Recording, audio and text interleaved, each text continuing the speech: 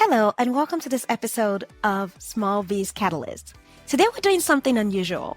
We're actually featuring an episode around Black History Month, something we've never done before. As an American and as a first-generation American, I did not grow up in the U.S., although I was born in the U.S. My dad, at a very young age, took me back to Nigeria because he wanted my sister and I to learn the culture. It's one of the best gifts he could have given us. I returned to America a young adult who had missed a lot of the things that would be taught in school around the Black History Month. So although I celebrated, I missed out on a lot. And so I thought this episode might actually be helpful to people like me and others who may want to know more about the Black History Month. Now, although it's a month-long celebration, it hasn't always been like that. The Black History Month originated in America, and today it is celebrated in both America and Canada. The United Kingdom and Ireland celebrate it in October. We celebrate in February. Black history started out as African American History Month. Actually, it started out as a week-long celebration to remember the important people and events in the history of African diaspora. In 1970, it became a month-long celebration and received official recognition from governments. The former Assistant Secretary of Commerce for Economic Development, Alejandra Castillo, says Black History Month is a time to reflect and recognize African American contribution to the U.S. economic competitiveness and how those contributions have helped forge our vision for a more equitable nation. She also states that we aim to support the ecosystem that empowers communities and Black entrepreneurs whose innovation is essential to the modern American economy. Like me, you may be wondering, how has Black History Month impacted businesses and the economy? So Black History Month has actually created an increased support for Black-owned businesses. It's allowed for a higher visibility and consumers to support Black-owned businesses during the month of February, boosting sales and awareness for Black entrepreneurs. There are also movements such as Buy Black. These initiatives are to create more awareness around Black entrepreneurs. The Buy Black movement or initiative actually predates the Black History Month. Its root traces back to the 20th century during the Civil Rights Movement and initiatives led by figures like Marcus Garvey, who emphasized economic independence and the importance of supporting Black businesses. Although the Buy Black movement didn't originate because of Black History Month, the month has become a catalyst for the movement. February provides an opportunity for businesses, consumers, and organizations to support Black entrepreneurs and encourage economic support. Campaigns like Buy Black for Black History Month has gained momentum over the years, aligning the two initiatives to amplify their impact. The second thing I'd like to share with you is this. Let's spotlight another impact of the Black History Month is a spotlight on systemic wealth inequalities. Black History Month is a time when disparities such as higher home loan interest rates, disproportionate student debt, and disinvestment in Black communities are highlighted, encouraging discussions around the topic in a bid to correct the deep-root imbalances in the economy of the society.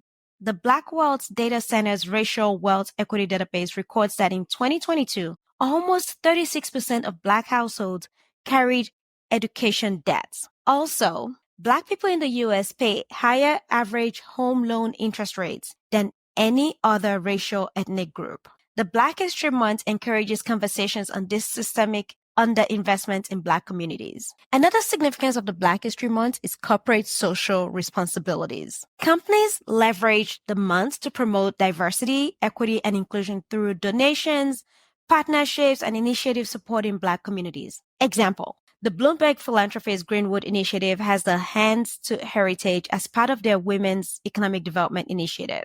It is aimed at fostering economic opportunities through the traditional arts of sweetgrass basket weaving. Through the initiative and a documentary about women and communities involved, they have also raised awareness about the history of Gullah people in Charleston, South Carolina. Not only are they promoting the Black history and heritage, they're also creating economic opportunities and encouraging a market for the art of basket weaving, which dates back to 1700 and represents one of the oldest West African art forms in America. By the way, if you don't know, I'm from West Africa. Well, Nigeria is in West Africa. Hey there, if you're just joining us, this is Small Biz Catalyst. We would like to invite you into our Tag a Business team. Here's what you need to do. Nominate a small business of your choice, tag them on our website at smallbizcatalyst.org. That's small, BIZCATALYST.org. Tell us your name, give us your email address because that's how we'll be able to tell you if you're a winner or not. And then give us a website to a business of your choice. It could be your business or somebody else's. Once you've tagged the business, you'll be entered for a $25 drawing to a local business of your choice. We'll announce winners every month. And now, back to the show. The last impact I'll discuss about the Black History Month is government action and policy advocacy. During the month of February, policymakers are encouraged to implement reforms such as increased access to opportunities and capital for Black entrepreneurs. They're encouraged to have better regulation of discriminatory lending practices.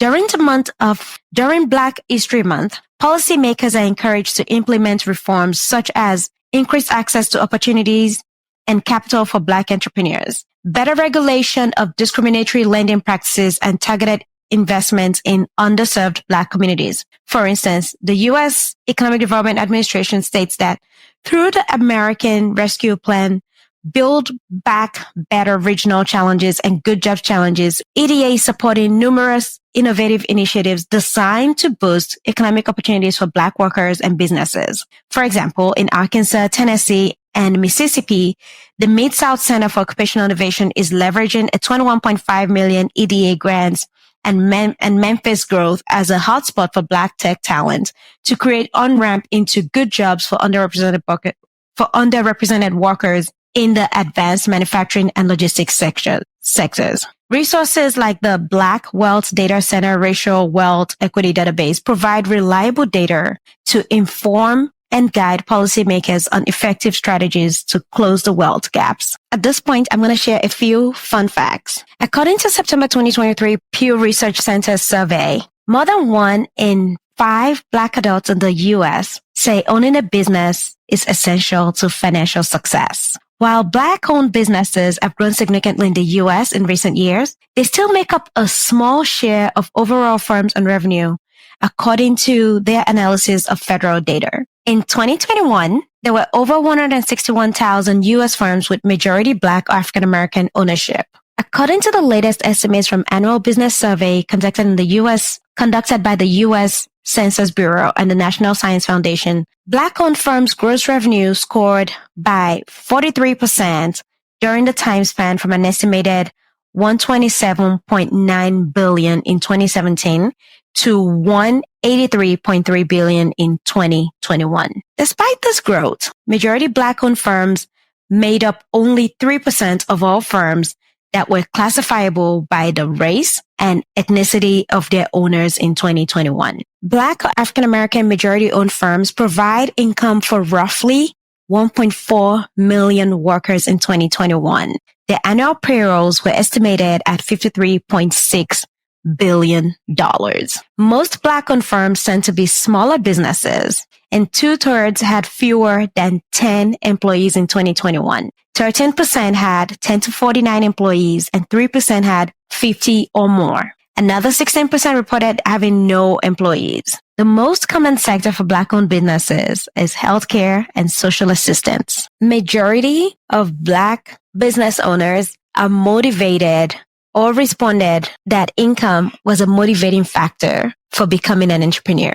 I hope you've enjoyed this episode with me, or at least learned something, if not for the fun facts, but just even from the historical facts around the Black History Month.